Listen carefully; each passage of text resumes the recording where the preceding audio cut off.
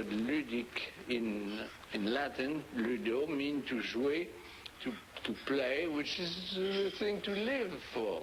You play chess and you kill, but you don't kill much with people live after being killed, you see, in chess, but not in normal wars. Yeah, it's a peaceful thing. It's a peaceful way of understanding life. To play anything. I don't say chess alone, but all games. Play with life, then you are just as alive and more alive than people are who believe in religion and art.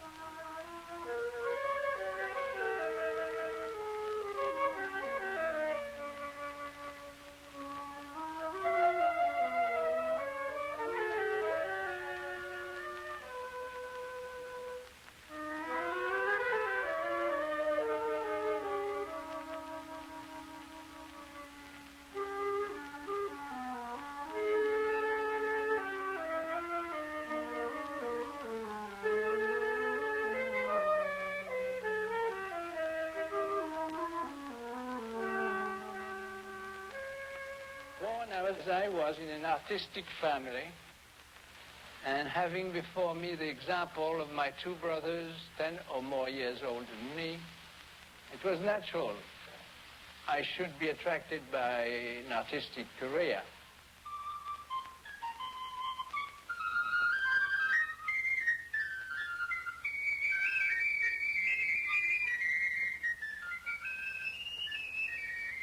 As was done in my village in 1902.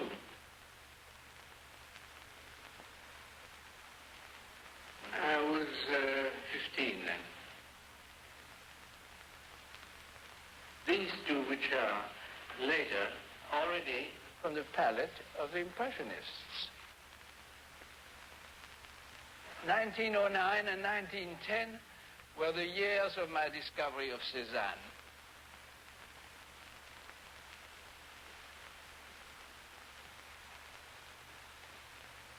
This is my two brothers playing chess.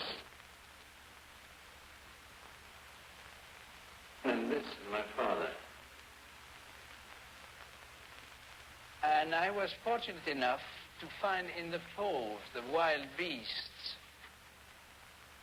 Derain, Matisse, Braque, a new outlet for my development. Intentional distortion in the drawing and a timid rehabilitation of the color black.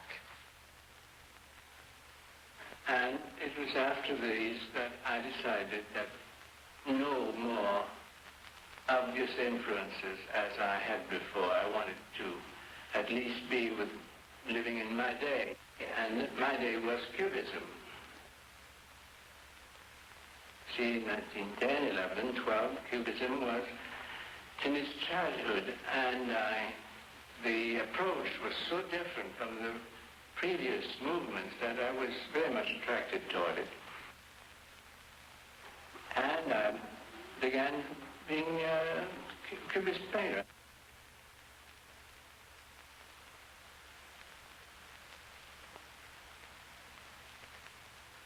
but really did not follow them. You see, before 1850, 1860, painting was more or less an anecdotal thing. You just had a little story that you painted on the canvas. But after that, the Impressionists, the Fauve, the Cubists always had on in their mind, not to tell a story, but to give your retina something to consider and appreciate as art. So that was what I call retinal art, because it concerns only what the retina receives. The colors and the forms, without much of an anecdote.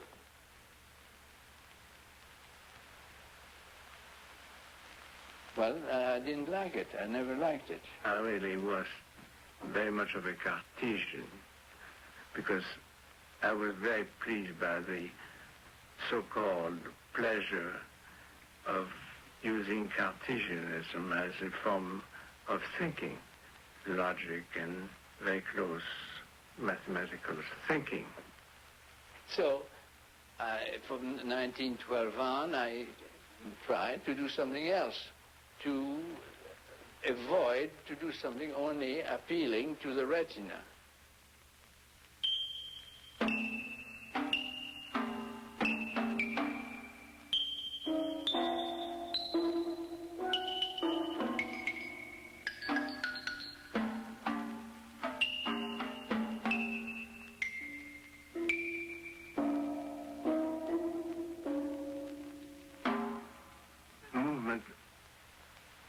Publication of fencing or horse galloping and so forth took me out of Cubism, if I may say. Attracted by the problem of motion in painting, I made several sketches on that theme. And that gave me the real idea for the nude descending the staircase. It was the convergence in my mind of various interests. This one is the first study for the nude descending a staircase.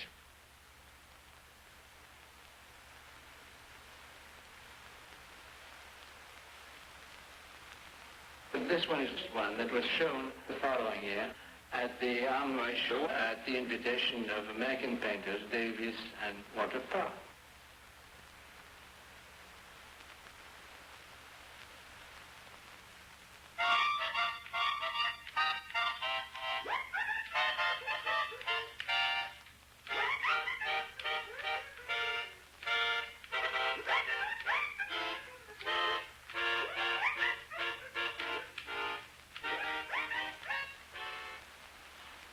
I discarded completely the naturalistic appearance of a nude,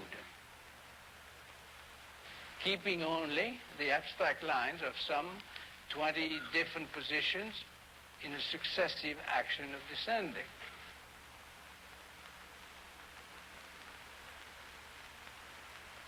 There's a coincidence there. You see, the famous Futurist show in Paris was in January 1912. Only later, it was months later, that I saw the Bala, the Futurist Bala, with his dog and 20 legs. Nevertheless, I felt more like a cubist than a futurist in this abstraction of a nude descending a staircase. I did